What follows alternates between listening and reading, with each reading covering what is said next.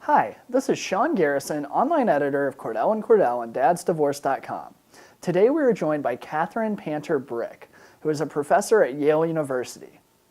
Ms. Panter-Brick is a medical anthropologist trained in human biology and the social sciences. She also directs the program on conflict, resilience, and health at the Macmillan Center for International and Area Studies and the anthropology program on stress and family resilience. Recently, Ms. Panter-Brick authored a study that revealed that fathers are overwhelmingly excluded from parenting programs to the detriment of their children. We will talk with Ms. Panter-Brick about her research, about the ways in which fathers are marginalized in these programs, and the changes that can be made to make these organizations more inclusive. Your research looked at 199 studies that looked at how involved fathers were in programs designed to support parents. Can you elaborate on the kinds of programs you looked at and what you were trying to find out about them? Sure.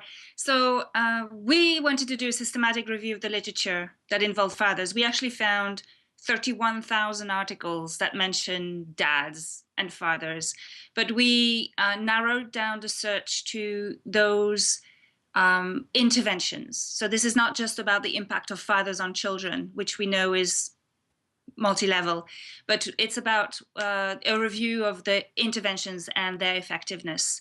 So that narrowed down the field quite significantly.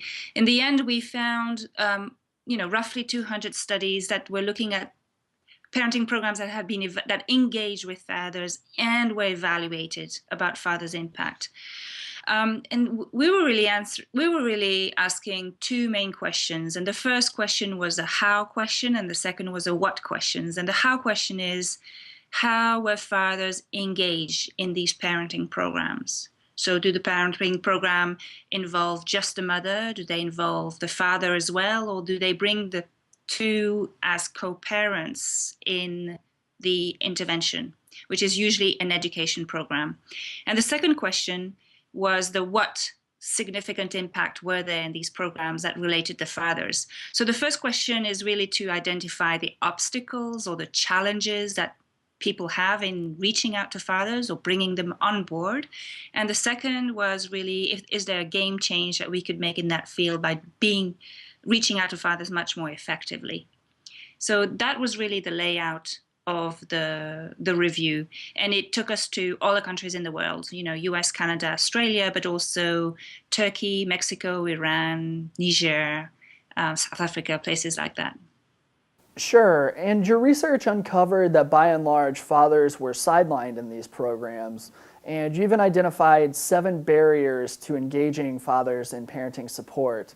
Can you provide some specific examples that show how fathers were marginalized in these programs?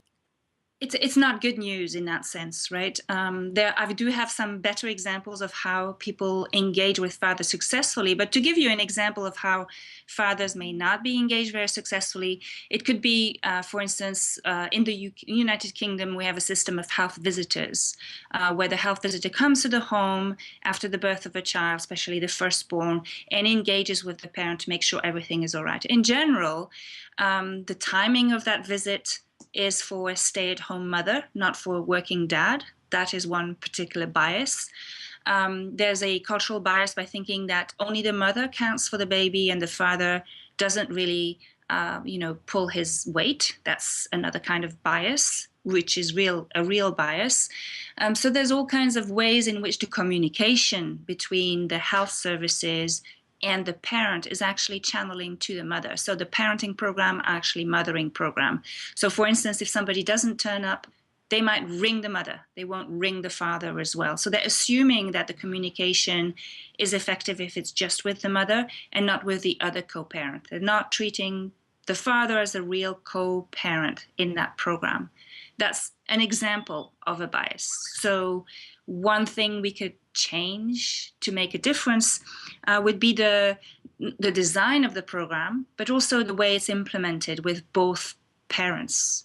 Or if the father is absent, it could be another co-parent like a mother-in-law. Anyway, not just thinking that it's mother and child that matter, because the community of care around a baby or a child is wider than just a mother. The mother is a significant actor, but it's about all the people who care for that child. And that's really the important message of the paper. And so when we look for ways to improve these programs, what changes can be made to ensure that they are more inclusive for fathers?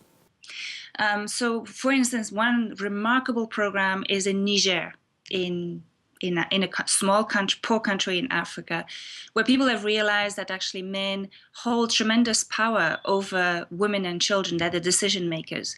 So they get men to participate in a program called École des Maris, which means School for Husbands, which is a lovely name, which simply means to have a community of care around the children and get men to advocate for their child.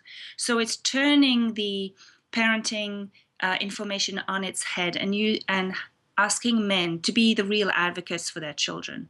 So the mother is going to be an advocate for the child, but she can't do very much without the father. So it's transformed the landscape for accessing health services, in particular for children.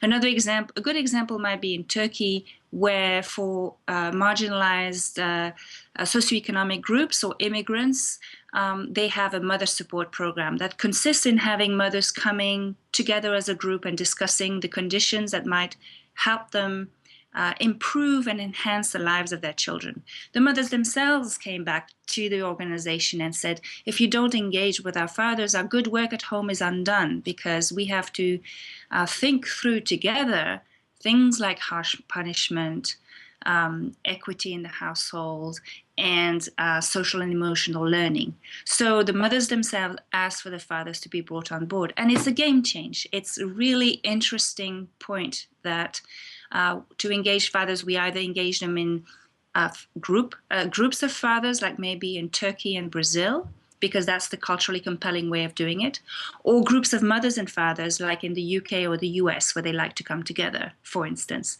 So these are examples from outside our own society which have been extremely successful, where the policy and the design is taking the father factor very seriously.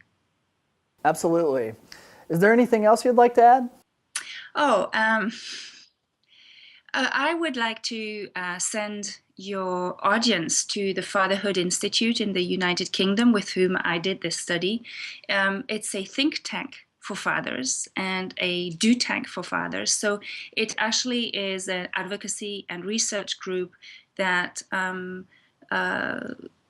makes, puts together research. It has a great website, the Fatherhood Institute in the UK, a great website that puts together the research done on men and fathers in their role of fathers. So we often consider men to be the economic providers everywhere, but they have a real say in transforming the family dynamics and transforming the lives of children. So I would send your audience to that website, which is a original and dedicated website for fathers, including young fathers, divorced fathers, new fathers, all kinds of challenges that men find, and very importantly also engaging the health services so that they are, for instance, they advocate better training for the health workers to learn strategies to engage with men more effectively. Sure. Thank you for joining us today, Catherine. We enjoyed having you on Dad's Divorce. Take care. Bye-bye. That was Yale University professor Catherine Panter-Brick. To read more about the Fatherhood Institute that Catherine referenced, visit fatherhoodinstitute.org. You can also read more about Catherine's research on DadsDivorce.com. This has been Sean Garrison. Thank you for watching Dad's Divorce Live.